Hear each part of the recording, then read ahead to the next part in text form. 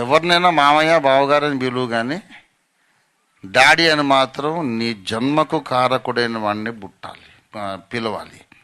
నీ పుట్టుకకు కారణమైన వాడినే నువ్వు డాడీ అని సంబోధించాలి. మీ నాన్న ఎవర్రా అంటే, ఏంటి అంకుల్ మీరు ఇంత చదువుకొని కూడా ఇలా సంకుచిత భావాలతో మాట్లాడుతున్నారు? డాడీ ఎవరంటారు ఏమిటి? డాడీ ఎవరైనా కావచ్చు. మా ఊళ్ళో చాలామంది మగాళ్ళు ఉన్నారు, అందులో ఎవడైనా డాడీ కావచ్చు. ఎవరిని అనుకుంటే వాడే డాడీ అవుతాడు. ఏ పేరున పిలిచినా డాడీ ఒక్కడే, ఏ రూపంలో ఏ ఫోటో పెట్టినా డాడీ ఒక్కడే. డాడీ ఎవరంటారు ఏమిటి? అంత అసహ్యంగా, అంత నారో మైండ్గా మాట్లాడతారు ఏమిటి? డాడీ ఎవరైనా కావచ్చు. ఇంటి ముందు వాడు నా డాడీ కావచ్చు, ఇంటి వెనుకోడు నా డాడీ కావచ్చు, ఇంటి ఇటుపక్క వాడు నా డాడీ కావచ్చు, అటుపక్క డాడీ కావచ్చు, ఆ ఎత్తుపళ్ళోడు, ఆ బాణపట్టోడు, ఈ బోడిగుండోడు, ఈ దుబ్బు జుట్టోడు, ఎవడైనా డాడీ కావచ్చు. ఒక్కొక్క రోజు ఒక్కొక్క డాడీని నేను డాడీ అని పిలుస్తాను. గురువారం ఓ డాడీ, సోమవారం ఓ డాడీ, శుక్రవారం ఓ డాడీ, వారానికి ఓ డాడీ. ఒరే చండాలంగా ఇదేమన్నా సంసార పక్ష కొంప, ఇంకేమన్నా కొంపారా ఇది? ఇంతమంది డాడీలు ఏంటి? అందరూ అంకుల్స్ అను.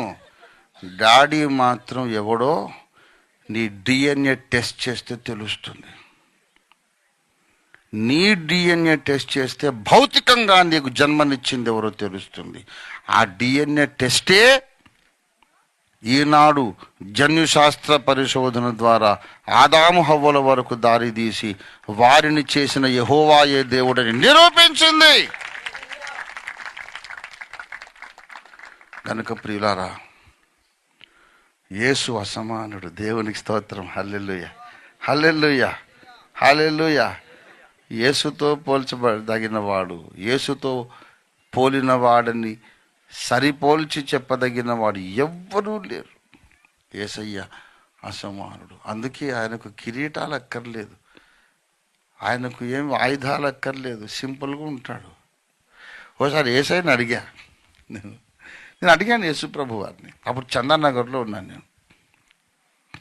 ప్రభు, అన్ని దేవతలకు ఆయుధాలు ఉన్నాయి, నీకు ఆయుధాలు లేవేంటి అని అడిగా. నవ్వాడు ఆయన. అంతెత్తున అలాగున్నాడు, అంతెత్తున ఆయన ముఖం